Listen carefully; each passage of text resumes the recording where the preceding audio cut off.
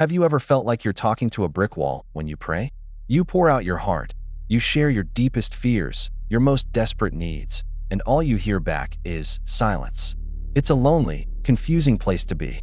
You start to wonder, God, are you even listening? Do you care? If that's you right now, I want you to know you're not alone, and I want to share something that might change how you see this silence forever. Imagine walking into a magnificent, ancient cathedral. The ceilings soar high above, sunlight streams through stained glass windows, and the air is thick with a sense of reverence. What's the first thing you notice? It's the quiet. It's a profound, holy silence. In that space, you don't feel the need to shout.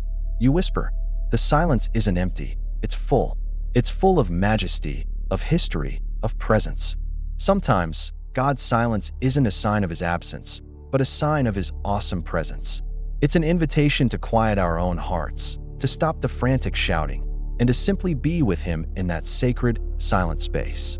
He's not ignoring you. He's inviting you into a deeper, more reverent communion where words are no longer necessary. Now, think about a surgeon in the middle of a critical, life-saving operation. The family is in the waiting room, pacing, anxious, praying. They can't see what's happening. They can't hear the surgeon's focused breathing, the quiet instructions to the nurse, the beep of the monitors. All they experience is silence, and that silence can be terrifying.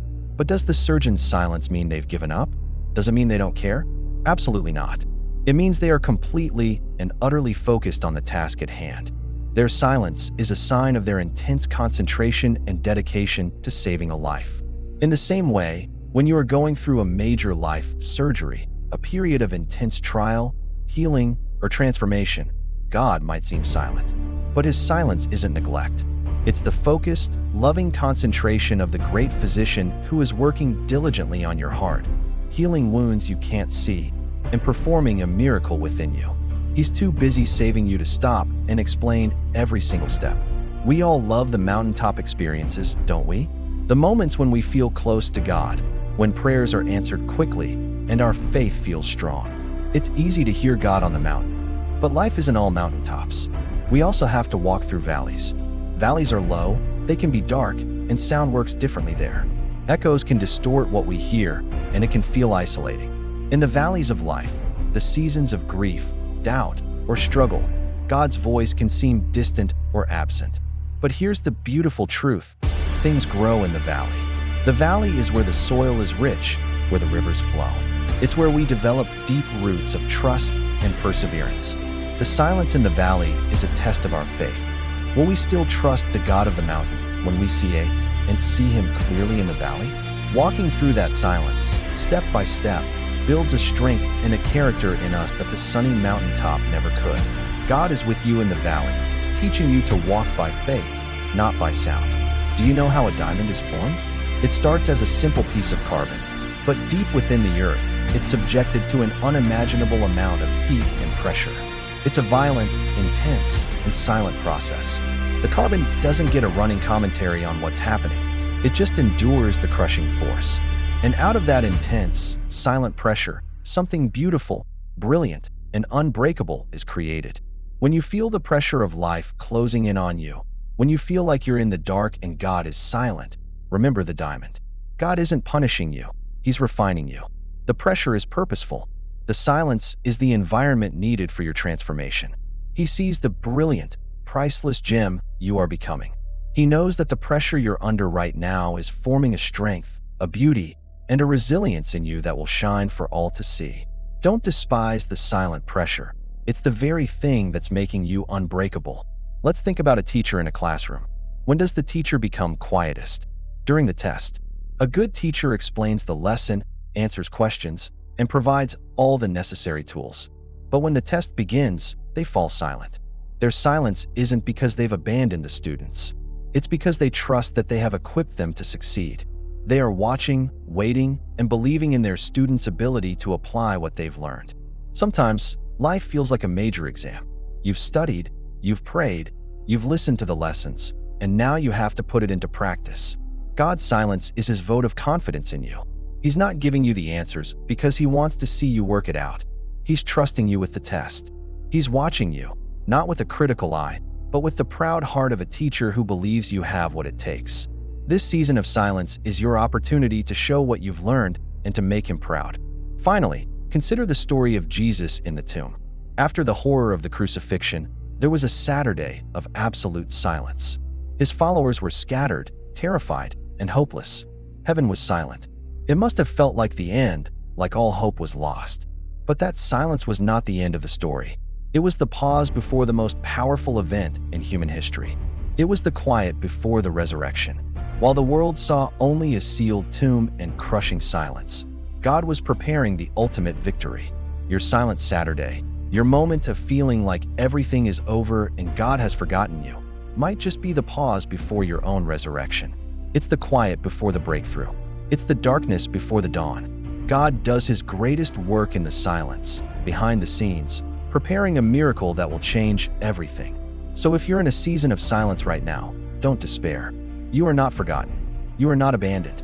You might be in the cathedral, experiencing his holy presence. You might be on the operating table, under the careful hand of the great physician.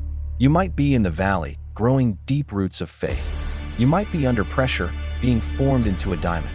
Or you might just be in the quiet of a Saturday, waiting for your resurrection Sunday. Hold on. Trust the process. The silence is not an absence. It is a different kind of presence. It is purposeful, powerful, and productive. Your breakthrough is coming. Thanks so much for watching. If this message encouraged you, please give it a like and consider subscribing for more content that inspires faith. We'll see you in the next video. But I can't leave you there. I can just tell you that he is working in the silence and then walk away. Because there's a second part to this story. There's a moment where the silence doesn't just end, it shatters. I want to talk to you about the authority of the one you're waiting on. We get so focused on our problem that we forget the size of our protector. We look at the mountain and we start to think the mountain is the king. But I've seen the king move mountains with a whisper.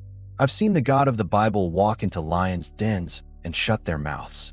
I've seen him walk into fiery furnaces and not even the smell of smoke remained. And that same God, the God of Michael, the God of the seraphim, the God of the burning bush, he isn't just up there watching you struggle. He is the commander of the armies. He is the one who says to the ocean, "You can come this far, but no further." And he is saying that to your enemy right now. He is saying, enough. You've been under attack in your mind. You've been under attack in your health. You've been watching your finances leak out like water in a desert. But the silence you've been living in, it was the hush before the victory. Think about the Israelites at the Red Sea. They had the water in front of them and the greatest army on earth behind them. There was nowhere to go. It was quiet. It was desperate. And then God told them, "The Egyptians you see today, you will never see again." I want you to hear that in your spirit right now. The addiction you're fighting today, you won't see it again. The depression that's been sitting on your chest, it is losing its grip. The family members you've been crying over for 10 years, the tide is turning. I don't say this because it sounds good. I say it because I've seen the blood of the Lamb wash away things that doctors said were permanent. I've seen the disqualified be chosen for the highest seats. The reason the silence was so long is because the breakthrough is going to be so big. You aren't just getting a fix. You are getting a total restoration. God doesn't just patch things up. He makes all things new. He is the God of the turnaround. He is the God who takes the cross, the sign of death, and turns it into the sign of life for the whole world.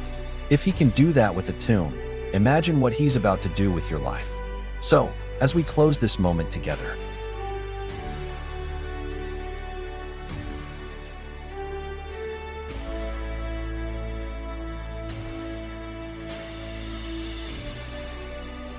type, "I claim the victory" in the comments.